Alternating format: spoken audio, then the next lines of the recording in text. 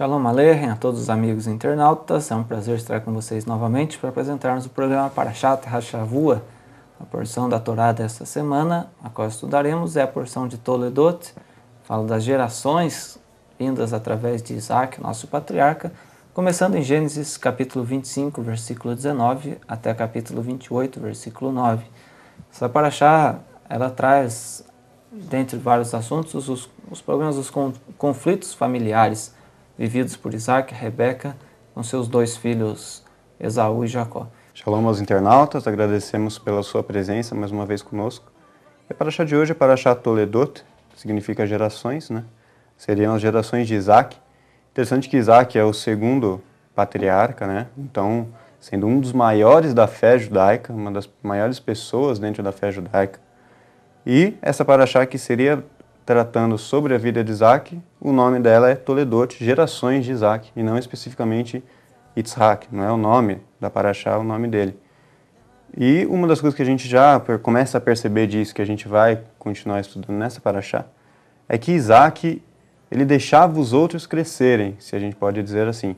Ele passava o ensinamento aos outros, ele cavava poços, né? Achava nos outros as coisas boas e fazia com que essas coisas boas nas pessoas florescessem, para que as pessoas crescessem e também transmitissem a verdade do Eterno e a verdade que é da Torá. Isaac era uma pessoa que não tem muitos escritos sobre a vida de Isaac, né, na Torá. É praticamente essa Parashá e a Parashá passada que fala um pouco sobre a vida desse patriarca. E ele é exatamente isso, ele transmite a imagem da serenidade. Isaac transmite a imagem do homem tranquilo, que quer viver em paz e que não tem grandes ambições, que não quer ser o maior, não quer ser o melhor, né? Ele é o patriarca que leva uma vida sossegada. Sim. E Isaac, ele demonstra isso desde o seu âmbito familiar, desde quando a sua mãe morreu e foi mandado buscar uma esposa para ele, que Eliezer, o servo damasceno de Abraão, foi buscar uma esposa para Isaac. Ele não questionou, mas eu que tenho que escolher, nada, ele deixou, e aquele homem foi lá e buscou e trouxe a Rebeca. E quando Rebeca se encontrou com Isaac pela primeira vez, ou o viu pela primeira vez, Isaac passeava pela tarde, estava orando no campo, né? Diferente de muitas outras pessoas que hoje as pessoas se preocupam muito mais em trabalhar, em produzir, em crescer, do que em propriamente ter uma vida mais achegada ou mais próxima do Eterno. Exatamente, Isaac podia estar preocupado. Quem é a pessoa que vai me trazer? Será que ela tem habilidades de trabalho, que a gente vai poder frutificar e produzir coisas, produzir valores, assim como ele podia ter pensado, meu pai foi rico, eu também vou querer ser uma pessoa muito rica também, continuar e aumentar essas posses. Mas não, Isaac era uma pessoa que buscava o Eterno acima de todas as coisas. É interessante a gente pensar, talvez a gente não pense muito isso, mas Isaac, ele acreditou no conselho do seu pai e no servo do seu pai, e além de tudo, na mão guiadora de Deus, de tal forma que ele viu a esposa dele, né, eu brinquei uma certa vez que ele viu a esposa dele quando ele falou sim, né? Vamos dizer assim, né? A gente não tem isso, mas quando ele falou sim no casamento, aceita, aceita, aí ele viu a esposa. É muito interessante isso, que ele confiou em tal ponto disso. Ele não foi lá, como a gente brinca, né? Não foi lá no Orkut ver antes, lá, procurou lá, tá, onde está essa pessoa, não foi tentar no MSN, nada. Ele confiou no Eterno, confiou ali no casamenteiro, no caso, e confiou nos conselhos do pai dele a tal ponto que ele viu a esposa só no ato consumado, no casamento em si mesmo, né? E isso trouxe para ele um casamento muito mais tranquilo. Sim. Né? E essa confiança que ele depositou no pai dele e em Eliezer Damasceno, trouxe para ele uma tranquilidade, porque o homem, quando ele mesmo sai à procura de uma esposa, às vezes ele toma decisões erradas e não consegue ver todos os ângulos envolvidos nessa questão, né? Vamos ler o começo da Parashá de hoje, Parashá de Toledot, Gênesis 25. Nós vamos ler os primeiros 3 versículos, do 19 até o versículo 21. Diz o seguinte: são estas as gerações de Isaac, filho de Abraão. Abraão gerou Isaac. Era Isaac de 40 anos, quando tomou por esposa a Rebeca, filha de Betuel, o arameu, de Padã Arã, irmã de Labão, o arameu. Isaac orou ao Senhor por sua mulher, porque ela era estéril. E o Senhor lhe ouviu as orações, e Rebeca, sua mulher, concebeu. Quando a gente lê esse texto, está omitido aqui desse texto, né, mas a gente vê um pouco mais para frente aí, que Isaac, quando os filhos nasceram, Isaac tinha 60 anos. Né? Isaac, o texto fala que casou-se com 40 anos, quando ele conheceu a Rebeca e se casou com ela. Então foram 20 anos. O versículo, na minha versão da Bíblia, fala assim: e orou Isaac insistentemente ao Senhor por sua mulher, porquanto ela era estéril. A mulher precisa de um marido em quem ela possa depositar a confiança dela. Depositar a confiança de que ele vai ser capaz de resolver os problemas dela e de que ele não vai abandoná-la diante de qualquer dificuldade. Por exemplo, hoje, os casamentos se desfazem com uma facilidade muito grande. Né? Então a gente olha qualquer problema, não, por que você se separou? Não, a gente não dava certo financeiramente. Eu gastava demais, ela queria segurar, ou eu queria segurar e a mulher gastava tudo. Ah, a gente se separou porque incompatibilidade de gênios, diversos motivos, né? E dentre os motivos que até o próprio judaísmo permite que o homem se separe da mulher depois de 10 anos, é que a mulher não possa dar à luz filhos para ele. Todo mundo sabe que o homem, quando se casa, ele anseia ter filhos, ter uma geração dele. Mas não que isso seja, casei hoje, no ano que vem eu quero ter meu filho já. Mas todo homem, quando casa, almeja por isso, almeja constituir a sua própria família. E quando você descobre que a sua mulher não é capaz de gerar filhos, isso pode destruir o casamento, mas não o casamento de Isaac. Né?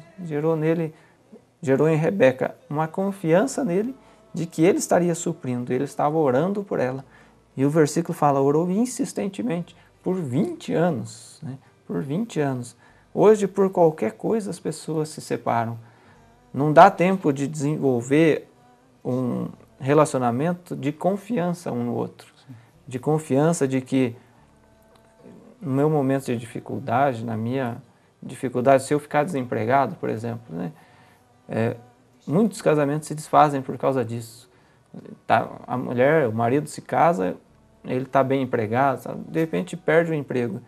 Ficou ali desempregado, passou o período do seguro-desemprego, começou a passar dificuldades financeiras, separa, não deu mais para conviver.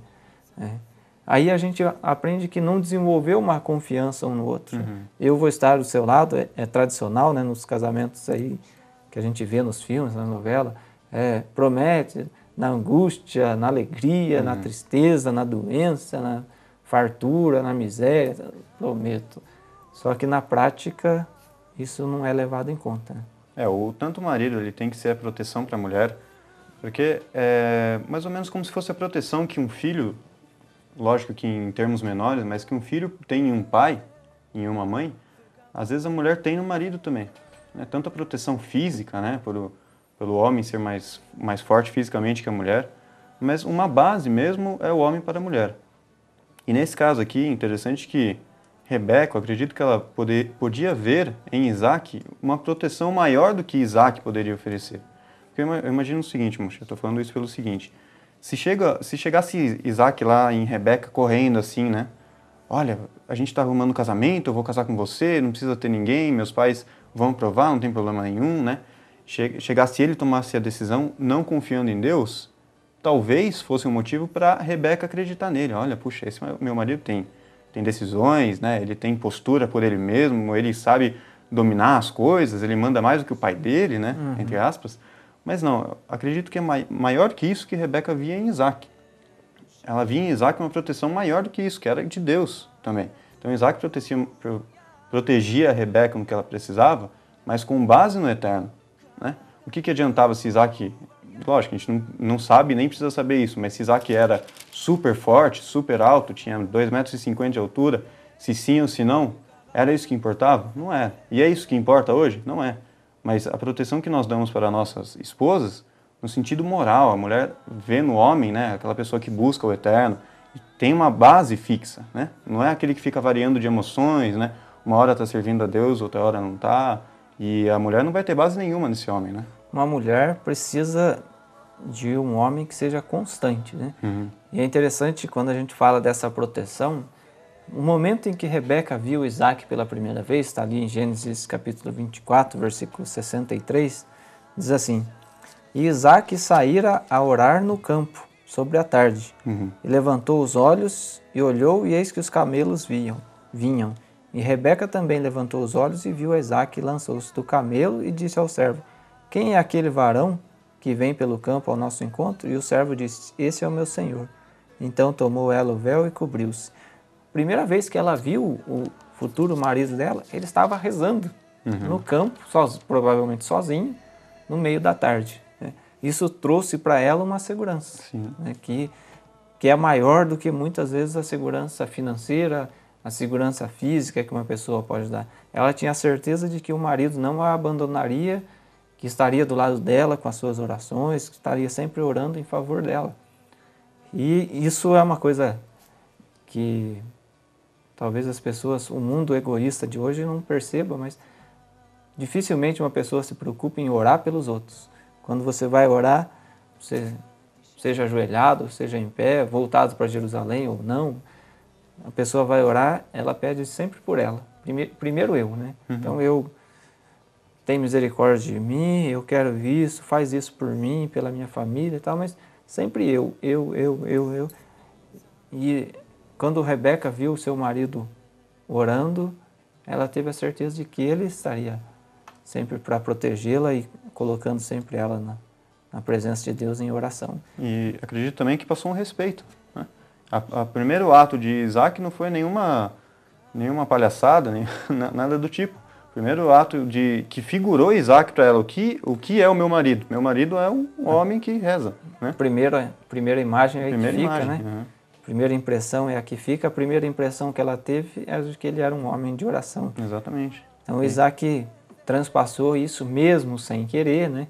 Mesmo que era diferente de você falar assim, ó, estou trazendo aqui uma moça para te conhecer. Então tá bom, daí você vai lá e vai orar, e daí na hora que ela chega ela vê você orando, mas é só aquela vez e nunca mais vai ver, porque você está fazendo para impressionar. Isaac não se preocupou em impressionar a Rebeca, mas ele estava fazendo o que era comum, e até hoje uma das orações do povo de Israel, o serviço da Minha, né? Que é dedicado a Isaac, né, por causa das suas orações na parte da tarde. E esse respeito que Isaac demonstrou ali, mesmo sem intenção, eu acredito que também motivou, lógico que também ela não fez de propósito, mas eu acho que motivou Rebeca a fazer o que ela fez, se cobrir, né? Da mesma forma, quando a gente lê esse texto, esses primeiros 3 versículos da Paraxá, a gente percebe que não se separa por qualquer motivo, né? Embora eu já tenha citado isso, mas imaginando aí que você está tendo uma vida tranquila com a sua esposa ali e de repente acontece, você sofre um acidente de carro lá e fica impossibilitado de trabalhar ou impossibilitado de manter relações conjugais ou impossibilitado de alguma maneira. Aquele que se separa porque a mulher não pode engravidar, dá direito também à mulher de se separar porque ele não é capaz de suprir as necessidades dela, ainda que seja por um breve período, né? Então, isso não é um motivo justo. Cabe a cada um decidir o porquê de se separar ou não, mas o Roches um dia falou que um mau casamento é melhor do que um bom divórcio, né? Então, às vezes a pessoa pensa que está sendo... agora sim, agora eu estou livre depois que se divorcia. Na verdade, isso vai criar um trauma na pessoa que depois isso nunca mais vai trazer frutos benéficos e certamente ele vai se arrepender pelo resto da vida. Que podia pensar, olha, eu podia ter agido melhor, podia ter feito isso para salvar meu casamento. Isaac optou por fazer isso, né? De não se separar, mas de orar a Deus para que a mulher dele pudesse finalmente gerar filhos. E 20 anos depois, Deus ouviu a oração de Isaac e Rebeca concebeu, dando à luz aí os seus 2 filhos, Esaú e Jacó, né?